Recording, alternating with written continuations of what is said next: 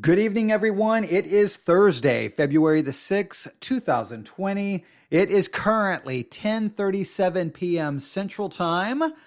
So due to that time, I think it's probably best to say welcome to a special late evening edition of the Theology Central podcast. I guess we can call it a late evening. I guess it's not really late night. 10:37 p.m. I don't know, whatever you want to call it. Welcome everyone to a special live episode of the Theology Central podcast. I went up to the church earlier today and recorded, two episodes of the Theology Central podcast and completed our study of Psalm 119 for the VBC Bible Institute, and I uploaded that lecture as well. So I was at the church for a couple of hours, recorded 3 things, got those posted, and then just a little while ago, I saw a news article and I was like, well, let's turn on the microphone and do a late evening special live broadcast for the Theology Central podcast. So that's what I hope to accomplish. Are you ready? If you have been a Christian for any length of time and you have ever listened to sermons dealing with Bible prophecy, read any books dealing with Bible prophecy, seen any really poorly made movies about Bible prophecy, even if you're not a Christian, even if you don't go to church, even if you don't read the Bible, you've probably heard discussions and heard things about Bible prophecy. And whenever the subject of Bible prophecy is discussed, sooner or later, you will hear something about a coming cashless society.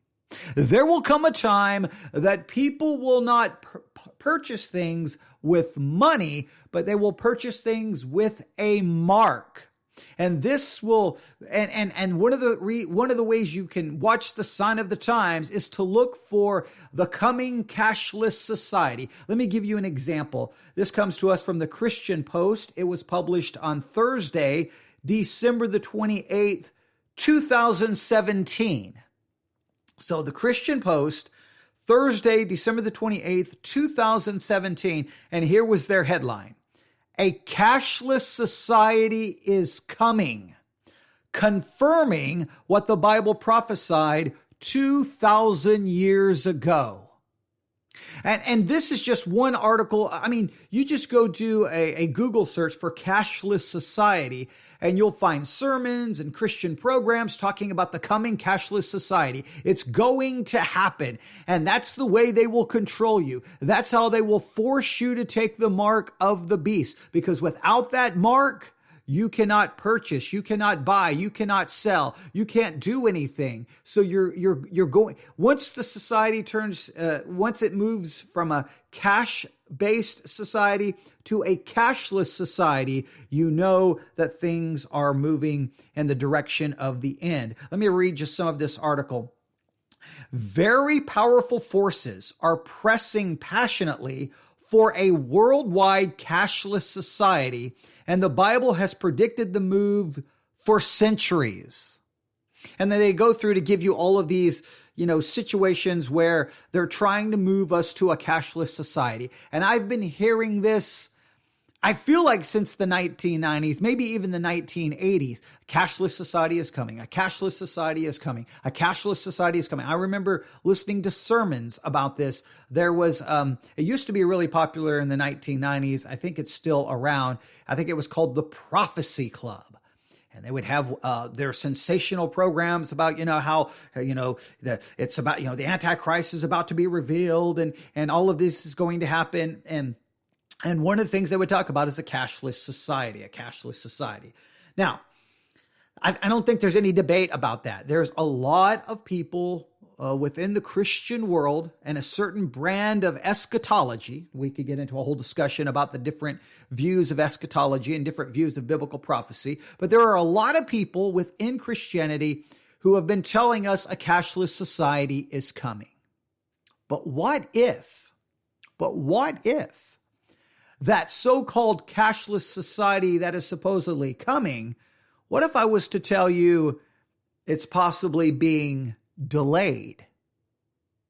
What if I was to tell you there has been some pushback towards stores and different businesses going to a cashless system?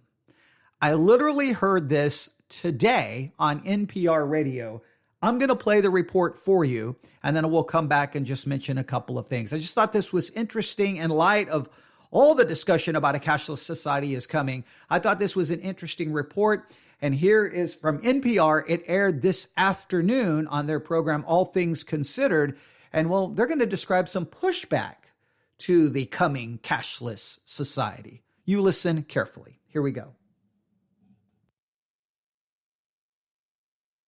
Should restaurants and stores be allowed to reject cash as a form of payment?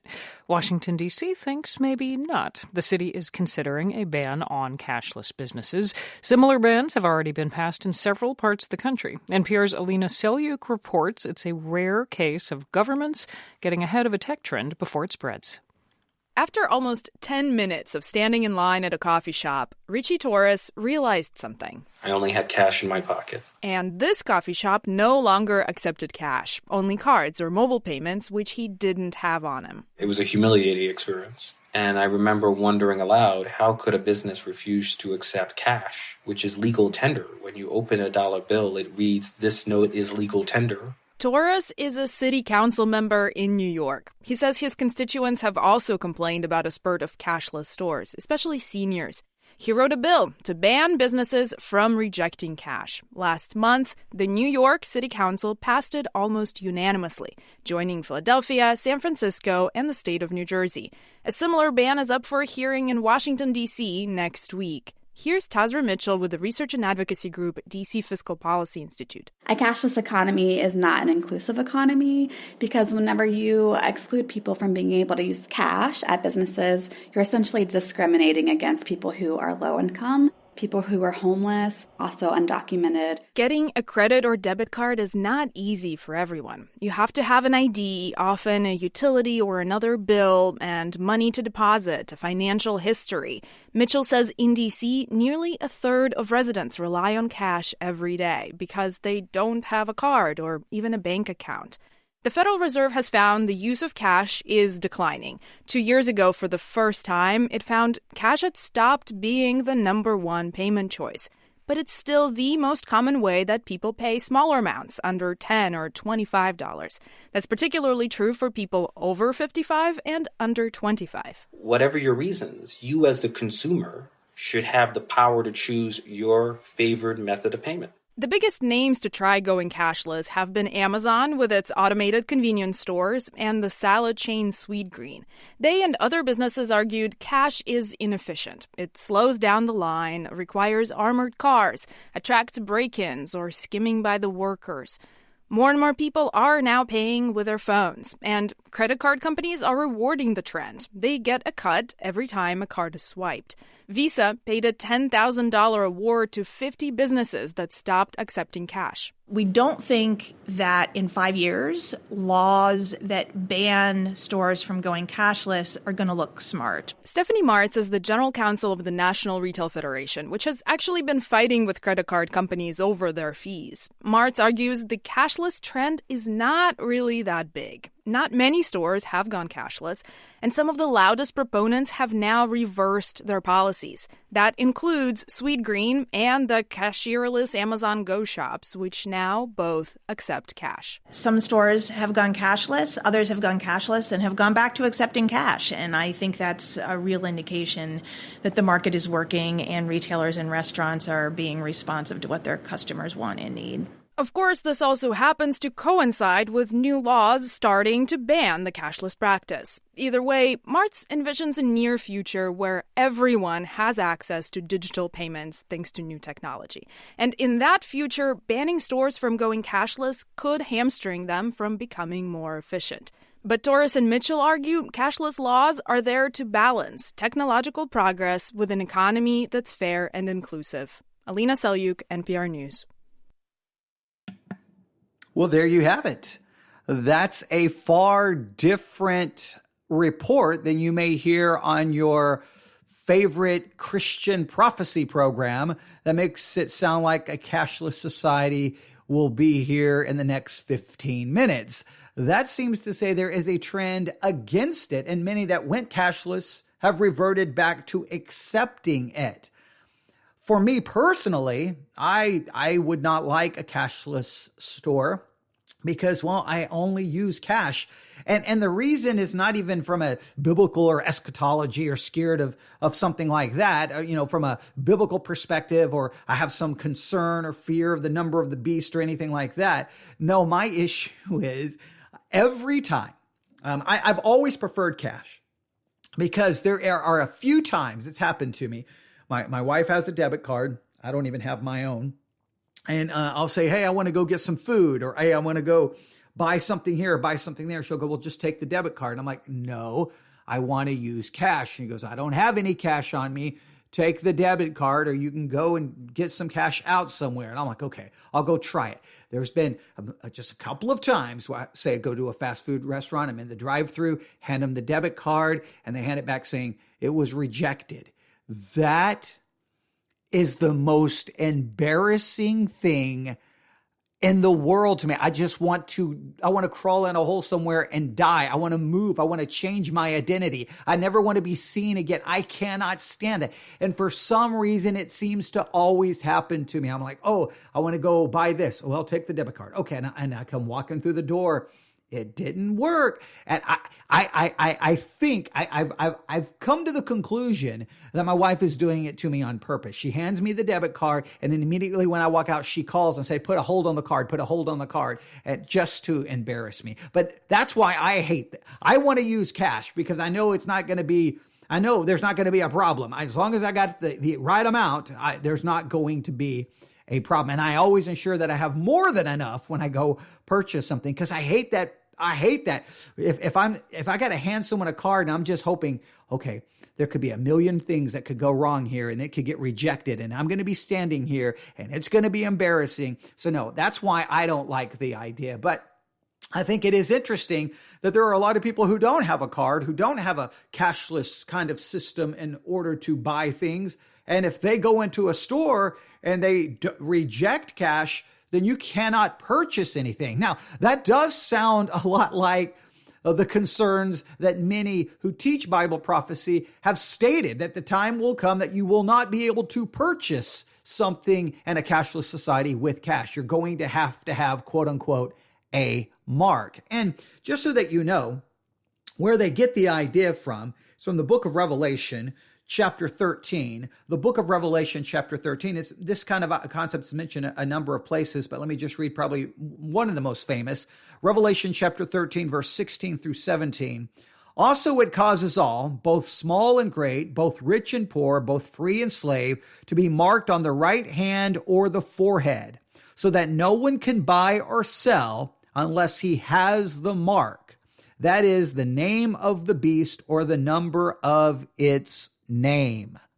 Now, because of that concept, people say, hey, the only way that's going to work is in a cashless society. That's how many interpret that. Others will say, well, no, you can have cash, but unless you have the mark, then you can't purchase anything. So, there's lots of different ways of looking at it. This turns into what exactly is this referring to? What does it mean? But I do understand that in a cashless system, if the mark the mark becomes the means in which you can purchase something. In other words, it is scanned, they scan that mark, and then that's how you purchase something. And without the mark, you can't buy anything. So cash would be irrelevant. I do understand that a cashless society does set up that scenario, does set up the parameters for that to work. If everyone has to have a mark and it's through that mark that the purchase is completed, well, then if you don't have the mark, you can't purchase anything, and a cashless society would make that very workable. And so that's why people have been predicting that that's how it's going to happen. That's where it's going. And it's going to be here any minute. Here's what I would tell you. When it comes to Bible prophecy and people making predictions and people making it sound like this is the way it's going to work, always be skeptical and always be hesitant to jump that supposed bandwagon, because there's been plenty of predictions, plenty of claims that something is just around the corner, and then 10 years go by, 15 years go by, and guess what? It's still not here. Yes, Revelation 13 has a prediction there of a mark, and without that mark, you cannot buy or sell. That is true. All right. There's lots of different, we could get into a whole hermeneutical discussion and interpretive discussion, but that's not the goal for this particular podcast. What I simply want to say is that people have made the prediction that this cashless situation is coming. This is going to set up the parameters for people to be forced to take the mark, and it's going to happen soon, and it hasn't happened. And here we hear a report as of today, February the 6th, 2020, where you now have literally cities and states passing laws against cashless stores. Will that trend continue to spread? Now, yes, they had that statement from that one person that 5 years from now, these people who pass these laws are going to look really out of touch and look really foolish, because it does appear that that's where we are moving, to a cashless system. But for now, there seems to be pushback. There seems to be a delay. So just keep that in mind whenever you hear programs that can sensationalize situations and create maybe worry, concern, or fear, or panic. When you hear all the information, sometimes it's not quite as bad as they have made it sound. Now, that doesn't mean, now listen, clearly, if you look at the way things are moving, we're moving towards a cashless system. There's no question. And once a cashless system is in place, then you do have the situation perfect for someone to come along and go, here's the mark you have to have, and without this, that scanner's not going to work. You're not going to be able to purchase anything. And if you have cash, it doesn't matter, because it requires that mark that to be scanned, because we no longer accept cash. That would set up the parameter for it. Now, that still raises questions. Is that the correct way to interpret Revelation 13? Is exactly, how should we interpret exactly how will that play out? And you could, start reading all kinds of commentaries on it. I just want you to understand the actual situation, how society is actually moving forward as you try to look at things from a theological perspective. Having all the facts is important. All right, I'll stop right there for this special late evening live episode of the Theology Central podcast. I heard this earlier this evening, and I wanted to share it with everyone. And, you can take that information, and next time you have someone saying, hey, cashless society will be here tomorrow, you can say, you slow down. It's probably not going to be here tomorrow. It's probably going to be a while, because there's still a lot of pushback and still a lot of people out there who use cash. All right. Something to consider. And you can email me your thoughts. Whatever you think about this entire situation, you can email me at newsif@yahoo.com, newsif@yahoo.com. And if you're listening to me on YouTube, feel free under the comments to post your thoughts about the mark of the beast, cashless society, and all of these types of things. There's so many different opinions there. I don't want to dive into that right now. I just wanted to add a more, how can we say it? I wanted to give all the information so we have a more balanced perspective when it comes to these types of things. All right. Thank you for listening. Everyone have a great night. God bless.